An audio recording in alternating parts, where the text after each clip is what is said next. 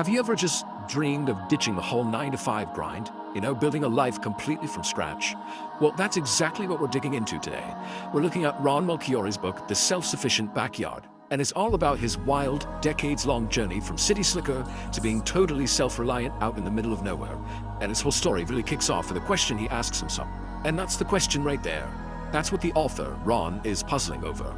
I mean, think about it. Born in Philly, raised in the suburbs, his path was, well, anything but ordinary. It's a great story, and it all started with just a simple suggestion from a coworker. That was the little seed that ended up growing into a totally different kind of life. So this first part of his journey, it's all about that huge shift. We're talking about trading a totally predictable career for, the massive challenges, but also the incredible rewards of building a life pretty much entirely by hand.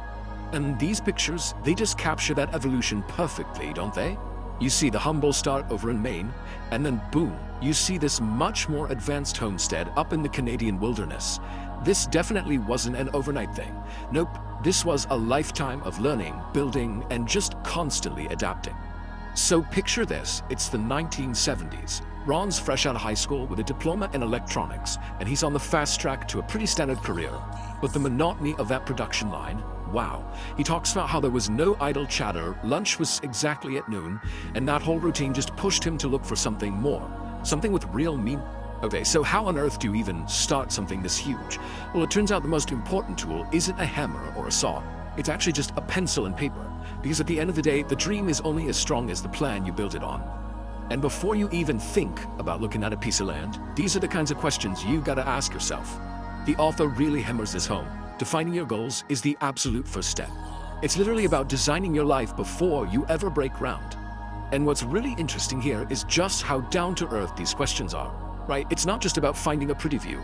You have to think about the nitty-gritty, like, is there enough topsoil for a garden? How's the property angled for solar potential? Is there a reliable water source? The main takeaway is that the land itself has to be able to support your vision. Of course, no plan is ever perfect, and this journey to self-sufficiency is basically paved with trial and error. What's so great is that the author is super honest about his mistakes. He doesn't hide them, he frames them as his most valuable teachers. And this first one, man, this was a big one. To clear his first field, Ron went and hired a bulldozer. Seemed like the efficient thing to do, right? But the blade didn't just take down the trees, it scraped away the single most valuable asset on the property, all that priceless topsoil. It took him years to rebuild what was lost in just one day. Yeah, that was a hard-won lesson for sure. Turns out the right tool for the job, in this case an excavator with a thumb that can kind of pluck trees out, would have left the soil right where it was. It's just a perfect example of how crucial having that specific practical knowledge really is. Okay, here's another one. It seems like such a small detail, but it had these huge consequences. At his first place, the main picture window faced west. You think that's fine, but it actually made the house feel dark, even on sunny days. And, even worse, it stunted all the little seedlings they were trying to grow on the windowsills. So, on their next house, you bet they made sure the big windows faced south. And the difference, he says it was dramatic. The home was instantly brighter, their seedlings absolutely thrived, and it was warmer in the winter, all thanks to passive solar heat.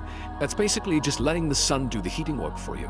Such a simple change, but it completely transformed their daily life. Alright, so with those big lessons learned, the focus really shifts to the day-to-day work of homesteading, and it all boils down to working with two of the most fundamental elements there are: water and soil. I mean, water is life, right? Especially when you're trying to grow all your own food.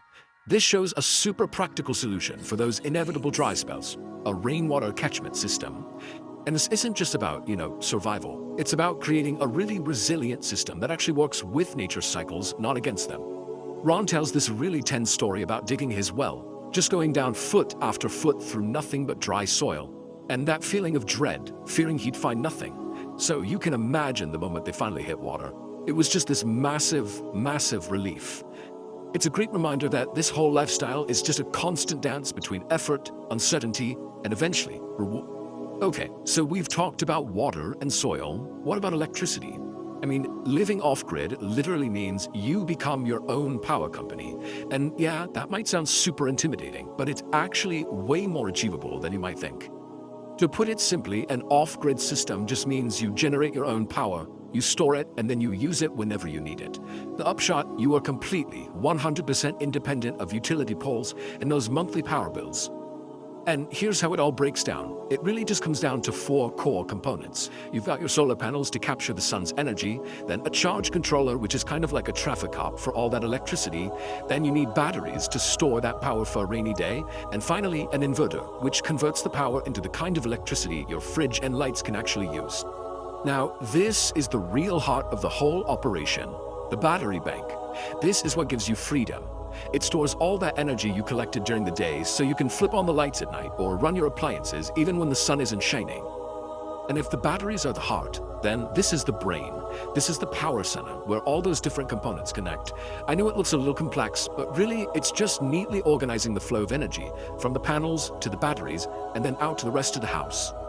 So after all that planning, all the hard work, and all the learning from mistakes, what's the ultimate payoff? What do you get?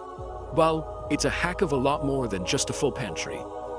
This right here, this is what it's all about. Freshly picked vegetables all stored up for the winter. This is so much more than just food security. It's about having this profound connection to where your food comes from and that deep, deep satisfaction that comes from providing for yourself. And this quote really just captures the whole spirit of the book perfectly. It's not about prepping for some specific doomsday scenario. It's a mindset, it's a lifestyle choice to be capable, to be independent, and to be resilient no matter what life throws your way. Which, brings us to the final question for you. You don't have to pack up and move to the wilderness to apply these ideas. Not at all. Maybe it's just learning one new skill, or starting a small container garden on your balcony, or even just deciding to fix something instead of throwing it out and buying a new one. So, what's your first step gonna be?